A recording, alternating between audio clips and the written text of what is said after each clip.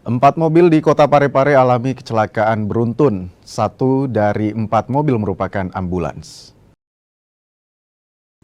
Inilah rekaman kamera pemantau atau CCTV saat kecelakaan mobil terjadi di perempatan Jalan Andi Mapatola dan Jalan Andi Makassau, Kota Parepare, Sulawesi Selatan. Kecelakaan bermula saat sebuah mobil minibus melaju dan hendak keluar dari perempatan, menabrak mobil minibus lainnya yang juga melintas. Mobil yang ditabrak kemudian oleng dan memutar balik hingga menabrak ambulans dan juga sebuah mobil yang terparkir di belakang mobil yang menabrak.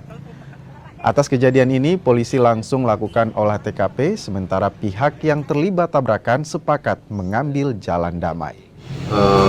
Toyota Avanza putih itu niatnya kan setibanya di lampu merah, kemudian di belakangnya ada ambulans. Dia memprioritaskan ambulans itu, akhirnya maju setelah lampu merah itu dia maju. Ternyata maju itu ada kendaraan yang memotong juga, makanya dia terlibat kecelakaan. Terus ambulans ini berhenti di belakangnya mobil hitam karena ada kendaraan di depannya yang kecelakaan. Setelah ditabrak Avanza itu dia panik, kemudian oleng, dia banting setir ke kanan, akhirnya nabrak kembali memutar nabrak